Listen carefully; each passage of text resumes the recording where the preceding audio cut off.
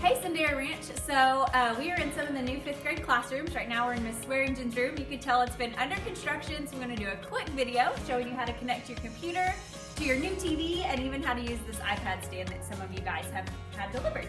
So starting with the iPad stand, you're going to see it's folded down and there's some little buttons we are learning too that you can pull in and open up the iPad stand. And how this works is our iPad goes in here so that the camera can be used as a document camera. So we're going to show how to connect that here in just a second, but we'll start with the computer. So the number one thing, you only have 2 cords that you need to plug in when you get to school during the day. So we don't have our desk up quite yet, but I'm going to bring my computer. Thank you so much, Danette, for doing our awesome recording today. So you've got an HDMI cable.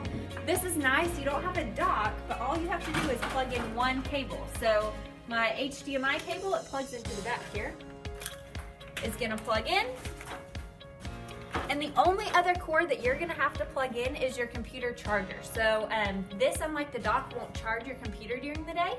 So you'll just plug in your computer charger, have this at your desk, and it should be a really easy, when you go to meetings, you won't have to worry about things getting messed up. It's just an easy unplug and you're good to go. So we're going to look at then if you're wanting to use the iPad stand for your Elmo or your document camera. Alright, so in order to turn on your TV and do the volume, you are just going to push power. The nice thing is no more sound cords because your volume is straight from the TV. Another great thing is that your projector won't ever become fuzzy. It'll always be really clear. So as I'm turning this on, we're going to look at how to connect the iPad. So you're going to use an app called AirServer Connect. You can get this from the NISD App Store. And then once I open AirServer Connect, I'm going to click on Scan QR Code. And this is going to be a QR code I get from my computer. Okay, so once I am now at my computer, you are going to have AirServer on your computer. So I'm going to search for AirServer. If you need help getting this, we're going to get it through Software Center. So I'll give you that resource, but once you have it, you can even pin it to your taskbar so that when you come in, you click on AirServer and it will pop up. Mine's already running in the background, so I'm going to click on this little caret and then I'm going to say QR code for AirServer Connect. So then back from my iPad, I'm going to scan that QR code. It says I'm all set. I'm going to swipe down from the top or bottom. Some iPads are different. I'm going to click Screen Mirroring and Brittany Horn, and it's going to say, are you sure you'd like to connect? I'm going to click on the check mark.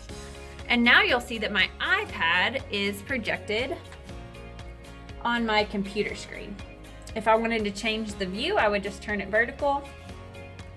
And we're going to show you that when you put the iPad in the iPad stand, you can turn on your camera roll. So I like horizontal because it's a little bit bigger. You can move it on your screen where you want it. This will adjust based on the size of your iPad, and you can put it in either way. And when you click on the camera app, you will be able to use this as a document camera. And we don't actually have our HDMI cord plugged in, but when we do, that will then show up on the TV. If you would like to sit down and look at any of this together, just shoot me an email, and we could even have like a little PD for your whole team if you want to do that too.